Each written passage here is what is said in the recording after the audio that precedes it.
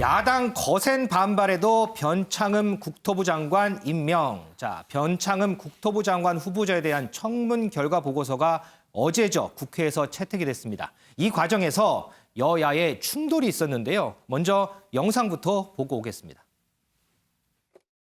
그동안의 후보자 현미경으로 지켜봤는데 거두절미돼서 너무 매도당한 점이 있다. 그렇게 나쁜 사람 아닌 것 같습니다. 새벽까지 진행된 그 인사청문회에서 그동안 제기되었던 의혹들이 해소되기는 그냥 오히려 그 정폭되기만 했습니다. 진영 철회! 진영 철회! 진영 철회! 진영 철회! 위원장님 표결을 하지 마시고 표결을 좀 해주셔서 표결하면 안 돼요. 우리 위원회 위원장님 포기하면 안 됩니다. 알겠다 이거죠? 보고서 채택에 대해서 찬성하신 위원님들 일어나 주시기 그러면 바랍니다. 안 됩니다. 예. 안 됩니다. 자, 그런 식으로 한다 이거죠? 위원장님 그러면 안 됩니다. 이 안건이 가결되었음을 선포합니다. 박성민 의원님 좀 떨어지세요. 박성민 의원님 좀 떨어지세요. 영석 기자, 지금 영상 보니까 상당히 시끌시끌했네요. 네, 그렇습니다. 어제 국토교통위원회는 그야말로 아수라장이었습니다. 국민의힘 위원들은요, 이처럼 채택 반대 피켓 시위에 나서기도 했고요. 그리고 위원장석을 둘러싸고 지명 철회를 강하게 요청했습니다. 표결이 시작되자 국민의힘 소속 의원들은 갑자기 기권 선언을 하면서 나갔고요. 여기서 흥미로운 일이 발생을 했습니다. 갑자기 민주당 측에서 기립을 하더니 표결에 나선 건데요.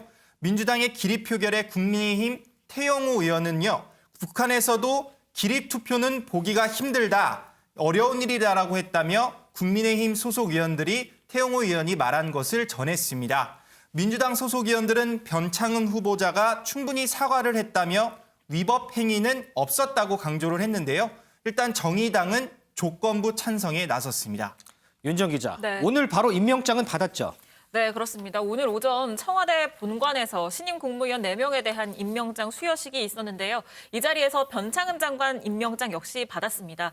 어제 오후였죠. 5시에 김현미 장관의 퇴임식이 있었는데 이 퇴임식 17분 만에 문재인 대통령은 변창흠 장관 후보자에 대한 임명을 제거했습니다. 네. 그래서 오늘부터 임기가 시작이 됩니다.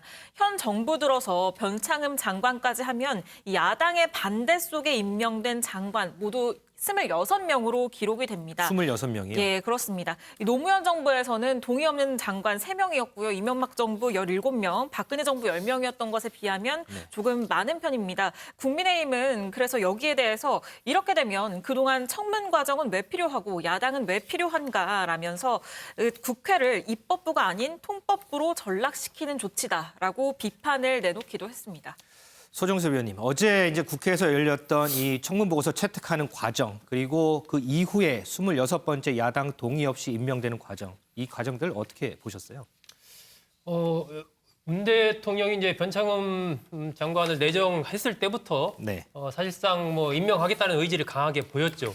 같이 현장 방문하기도 했고 네. 또 현재 문 대통령과 관련된 부정평가 2가지 중에 첫 번째가 부동산이거든요. 네. 두 번째는 이제 추 장관, 윤석열 총장 갈등. 그렇기 때문에 이 부분 부동산 문제를 해결할 변창흠 카드였기 때문에 어떤 식이든 임명할 것이다라고 얘기가 됐는데 하지만 이 과정에서 어떤 야당의 동의 없이 이루어진다라는 어떤 불통 이미지 그리고 변 후보자가 보였던 인식이 과연 이 문재인 정부의 기본 축과 같으냐 여기에 대해서 야권은 물론이고 뭐 정의당 여권 내부에서도 여러 가지 질타가 나왔지 않습니까? 네. 이런 부분들이 상당히 부담이 되기 때문에 결국은 변 장관이 이제 앞으로 길지 않은 기간 동안 정책을 통해서 자신의 실력을 입증하지 못하면 상당히 이런 부분이 또 더 큰 부담이 될 수가 있겠죠.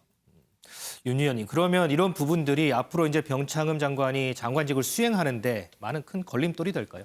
그게 문제겠죠.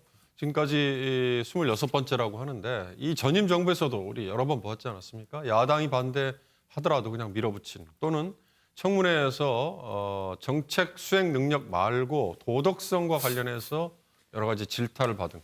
그러고 나면 영이 과연 서겠느냐 이렇게 말하는 거 있잖아요.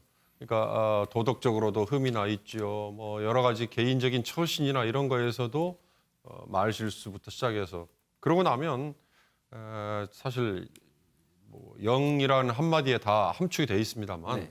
장관직을 수행하는 또는 장관직 아닌 다른 자리라도 그 직을 수행하는데 주변에 있는 사람들이 자발적으로 충성을 하고 또 권위를 인정하겠느냐.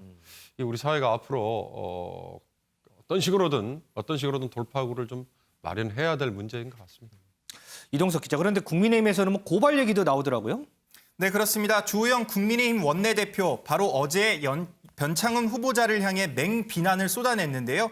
변창흠 후보자는 비상식적 망언 등 한두 가지가 문제가 아니다며 금명간 형사 고발할 것이라고 밝힌 상태입니다. 자, 이 국민의힘에서 고발을 검토한다고 하는데 실제 고발까지 이어질지 그 부분도 좀 지켜봐야 할 것 같습니다.